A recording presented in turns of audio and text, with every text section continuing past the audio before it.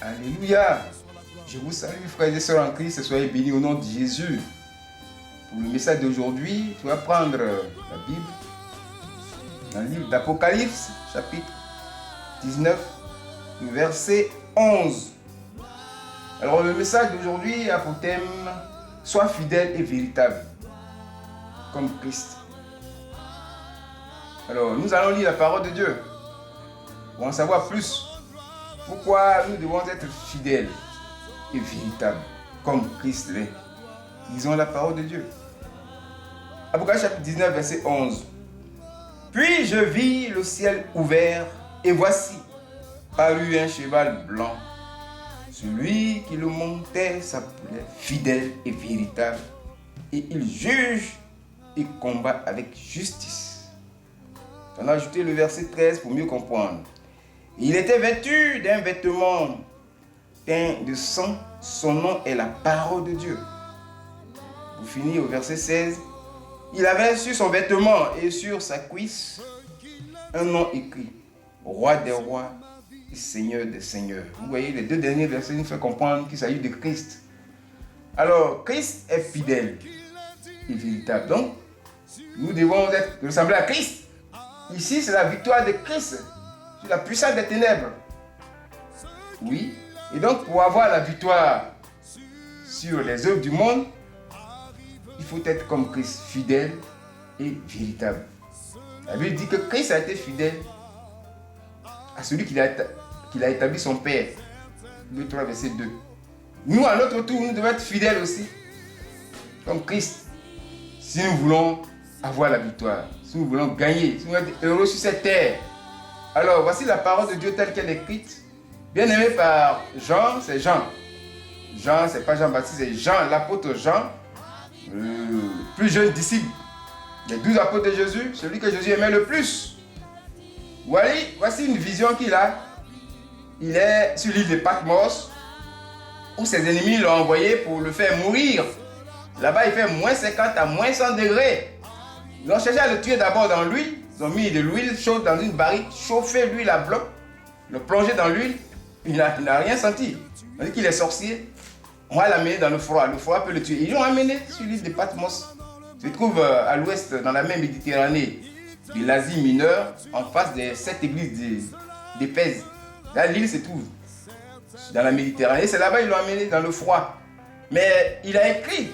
Qui lui a donné le stylo? Qui lui a donné du papier?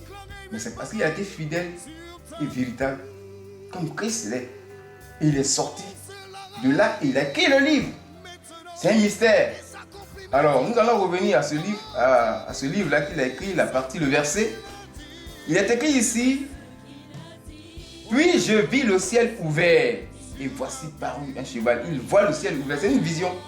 Et cette vision concerne Christ, qui quitte maintenant le troisième ciel, Christ quittant, oui, le troisième ciel, avec ses saints, c'est-à-dire l'Église, avec ses anges.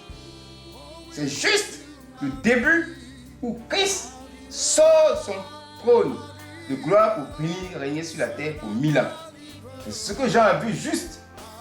Et cette vision-là de Jean, elle est extraordinaire.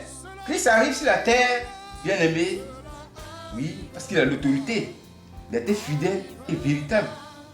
Et parce qu'il a cette autorité, il va mettre fin, il va détruire, oui, les puissances politiques du monde et leur chef, qui est la bête.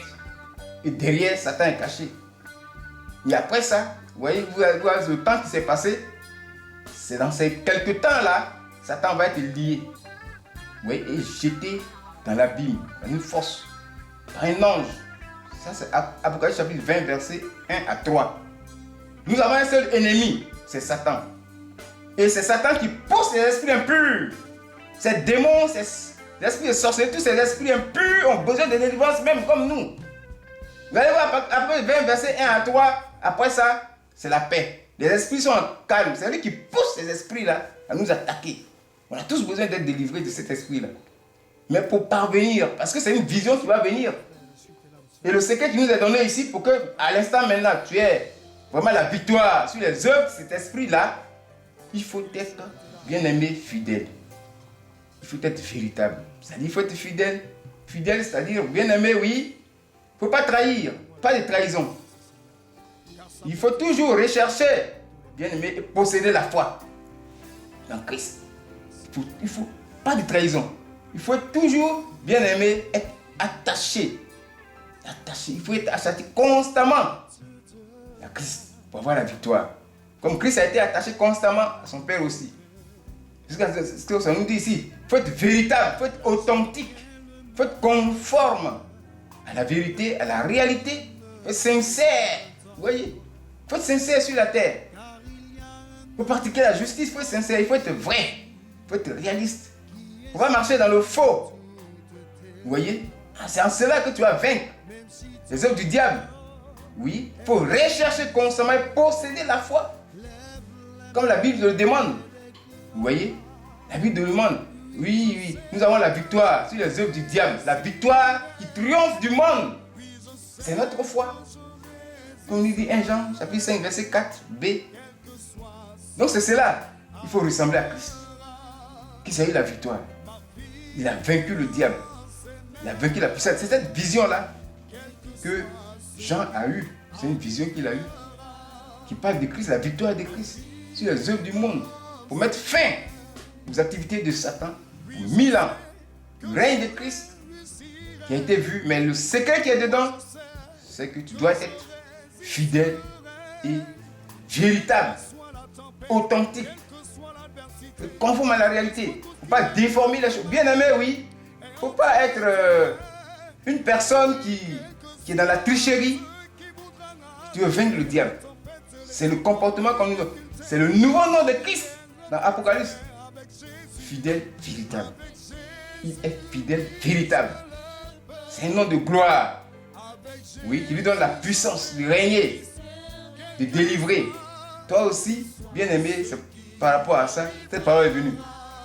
Afin que tu sois aussi de la même manière, comme il est. Oui, Christ est venu aussi.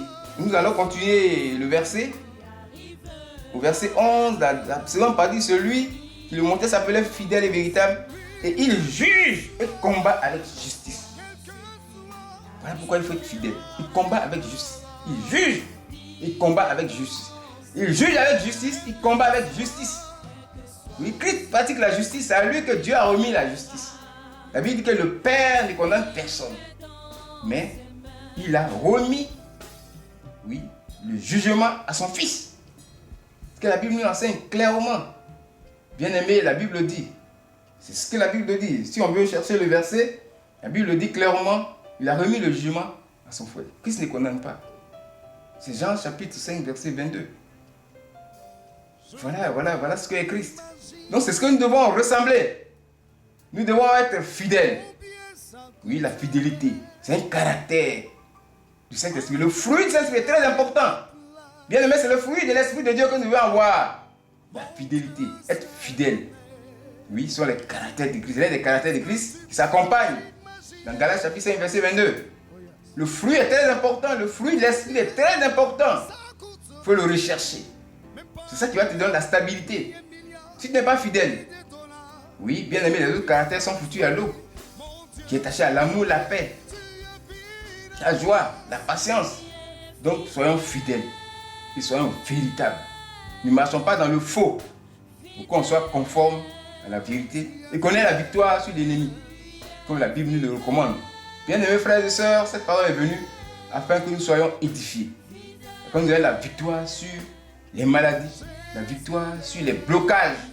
C'est le diable seul qui fait ces choses. Une fois tu rentres dans la fidélité et dans le véritable, tu marches bien, alors tu as le pouvoir sur l'autorité du diable. Cela est venu pour que nous puissions être heureux sur la terre. Alors conformons-nous à cette parole et vivons dans la puissance de Dieu. Au nom de Jésus. Amen.